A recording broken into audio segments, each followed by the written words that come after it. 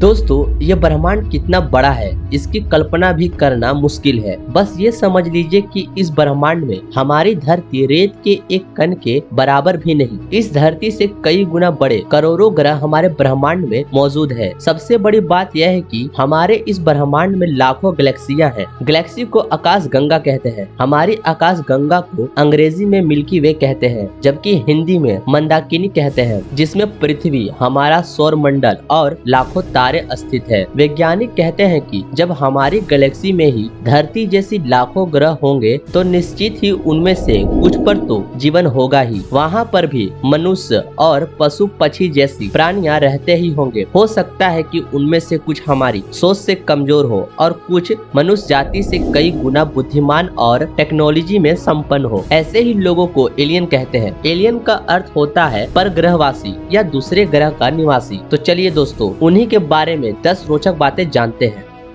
वर्षों के वैज्ञानिक सोच से यह पता चला कि 10,000 ईसा पूर्व धरती पर एलियन उतरे और उन्होंने पहले इंसानी कबीले के सरदारों को ज्ञान दिया और फिर बाद में उन्होंने राजाओं को अपना संदेश वाहक बनाया। वे अलग अलग समय में अलग अलग परंपराओं और समाज की रचना कर धरती के देवता या कहे कि फरिश्ते बन बैठे। इजिप्ट, मेसोपोटामिया, सुमेरियन, इक्का, सिंधु घाटी, माया, मोहनजोदाड़ो और दुनिया के तमाम सभ्यताओं के विकास में इन्हीं का योगदान रहा है। इन्होंने ही चीन, भारत, मिस्र, इजराइल, अमेरिका और रसिया में ऐसे स्मारक, पूजा स्थल या अजूबे बनाए मनुष्य के बस की बात ही नहीं लगती। हिस्ट्री चैनल की रिपोर्ट के मुताबिक प्राचीन सभ्यताओं के स्मारक पर शोध करने वाले मशहूर लेखक एरिक ऑन डेनिकेन की किताब चैरियट्स ऑफ गॉड्स ने दुनिया की सोच को बदलकर रख दिया। उनके अनुसार प्राचीन मिस्र के निवासियों के पास गीजा की पिरामिड को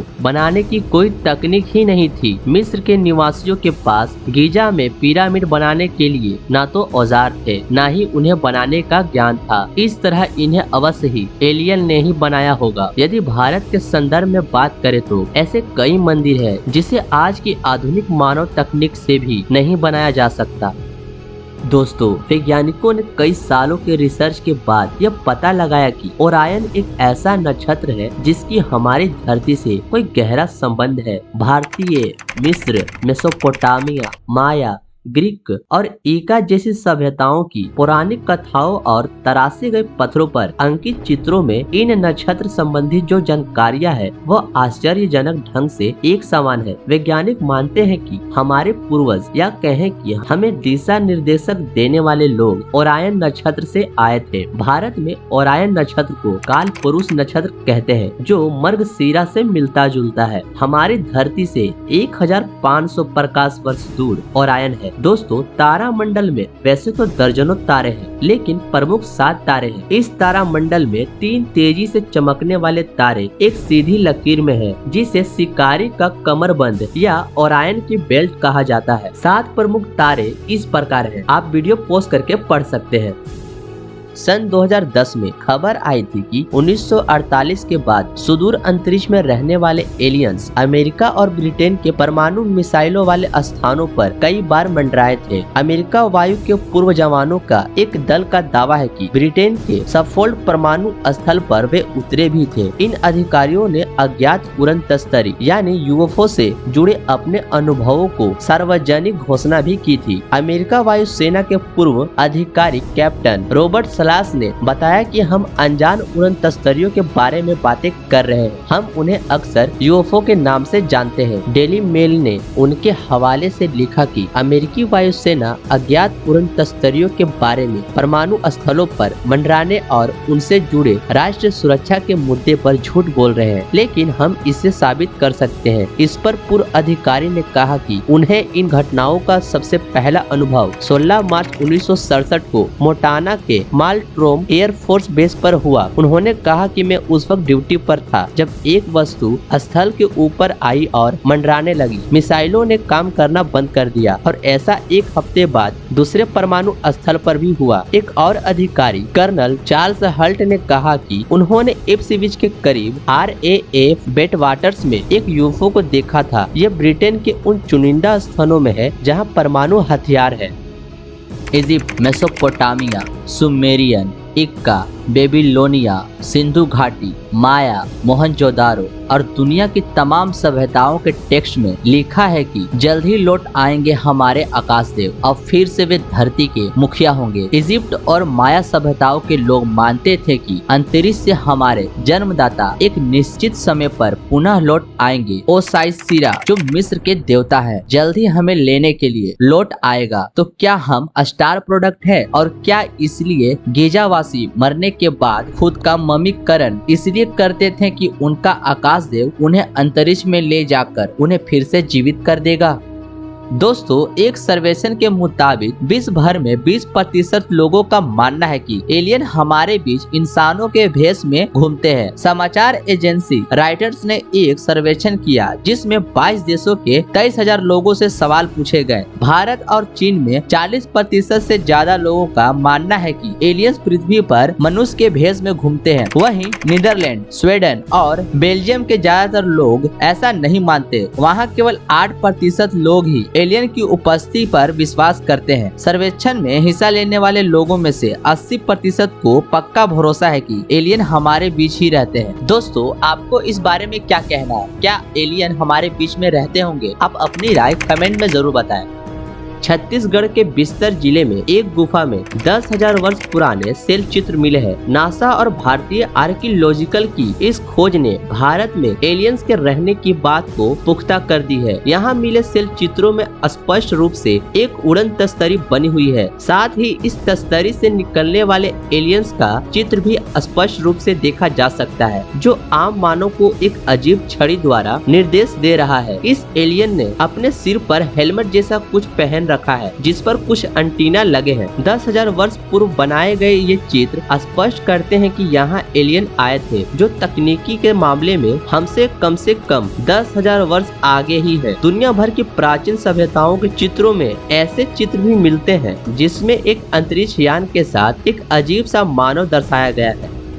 दोस्तों, विश्व भर के वैज्ञानिक मानते हैं कि धरती पर कुछ जगहों पर छुपकर रहते हैं दूसरे ग्रह के लोग। उन जगहों में से एक हिमालय है और दूसरा समुद्री सुरंग और गुफाएं, और तीसरी जगह हो सकती है वह है जंगल जहां मनुष्य कभी नहीं जाता। अंत में चौथी जगह यह है कि वे हमारे बीच में ही रहते हो मनुष्य की तरह। विश्व भर में एलियन या यूएफओ को देखे जाने की घटना का वर्णन हमें अखबारों या किताबों में मिलता है। हिमालय की एक घटना है कि 15 फरवरी की दोपहर तकरीब 2:18 पर भारत चीन के सीमा से करीब 0.25 किलोमीटर दूर एक छोटे से क्षेत्र में मैदान से करीब 500 मीटर ऊपर चमकदार सफेद रोशनी नजर आई और 8 भारतीय कमांडो, एक कुत्ता, 3 पहाड़ी बकरियां और एक बर्फीले तेंदुओं को भारी बादलों में ले जाने से पहले वह गायब हो गई। हालांकि कुछ मानते हैं कि वे ले जाने में कामयाब नहीं हो पाई, पर दोस्तों कहा जाता है कि बाद में 6 कमांडो को गोवा के एक स्विमिंग पूल से बचाया गया और 2 लापता हैं। शेष बचे लोगों का ये घटना याद ही नहीं। इस घटना का गवाह एक स्थानीय किसान बना जो सीमा रेखा के नजदीक भेड़ चरा रहा था। दोस्तों, इस तरह से सैकड़ों किस्से हैं जो समय समय पर देश दुनिया के अखबारों में छपते रहते हैं।